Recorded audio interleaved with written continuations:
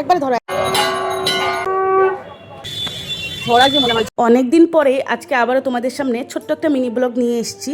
তো হ্যালো বন্ধুরা, আমি কণিকা আবারও তোমাদের সামনে ছোট্ট একটা মিনি ব্লগ নিয়ে চলে এসেছি। তখন বাজে বিকেল প্রায় 5:30টার মতন। আমি আর তোমাদের আরুষি ঘুমাইনি, মানে দুপুরবেলা ঘুমাইনি। তো তার জন্য ভাবলাম যে আজকে বার মানে শনিবার, বাবার বার, তার জন্য ভাবলাম যে একটু বার মন্দির থেকে একটু ঘুরে আসি। স্টেশনের কাছে আছে মন্দিরটা, তো তার জন্য ভাবলাম যে একটু রেডি হই। প্রায় অনেক দিন ধরে মানে অসুস্থ ছিলাম, মানে তোমরা তো জানোই, তো ক্যামেরার সামনে এসে এরকম করে সেজে গুজে মানে ভিডিও করা হয় না। তাই ভাবলাম যে একটু সেজে গুজে ভিডিও করি। তার জন্য দেখো একটা চুড়িদার পরে নিয়েছি। আর আমি যখনই সাজতে যাই তখনই কিন্তু তোমাদের আরুষি কিন্তু এই রকমভাবে ড্রেসিং টেবিলের উপরে উঠে যায়।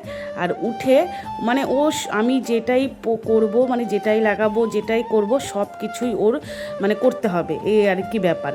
আচ্ছা, তোমাদের কার কার বাচ্চা এরকম করে কমেন্ট করে জানাবে তো। তারপর দেখো একটা লাল চুড়িদার পরে নিয়েছি, আর কেমন লাগছে অবশ্যই তোমরা কমেন্ট করে জানাবে। সাজলে আমার মনটা ভীষণ ভালো হয়ে যায়, তার কারণ আমি সাজতে ভীষণ ভালোবাসি। তোমরা যারা আমার ভিডিও দেখো আগের থেকে দেখতে, তারা তো জানো আগে আমি সেজে গুজে রিলস বানাতাম, বাট এখন সময় পাই না, সেজন্য আর হয়ে ওঠে না আর কি। তো যাই হোক, আরুষি যেহেতু ড্রেসিং টেবিলের উপরে উঠে গিয়েছিল, তার জন্য কিন্তু ওকে আমি প্রচণ্ড বকা দিয়েছিলাম। তারপরে সে ঘরের মধ্যে মানে দরজার পিছনে গিয়ে লুকিয়ে বসেছিল। ওকে বকা দিলে তাই করে, একা একা কোথাও গিয়ে বসে থাকে।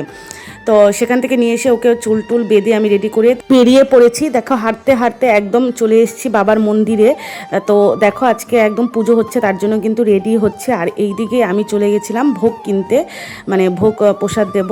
তো সেখানে আমি ভোগ কিনতে গেছি। আর বাড়ি থেকেই কিন্তু আমি মোমবাতি, ধূপকাঠি এগুলো সব নিয়ে এসেছি।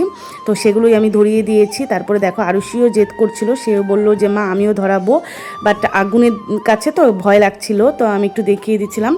তারপরে কিন্তু ওদিকে পুজো মানে শুরু হতে অনেকটা টাইম লাগবে, তার জন্য আরুষি বলল যে মা একটু পার্কে চলো। তো পার্কটা যেহেতু সামনেই আছে, মন্দিরের কাছাকাছি ছিল, একদম স্টেশনের মুখেই পার্কটা। তো আমরা হাঁটতে হাঁটতে আবার পার্কে চলে গেছিলাম, আর বেশ ভালোই লাগছিল।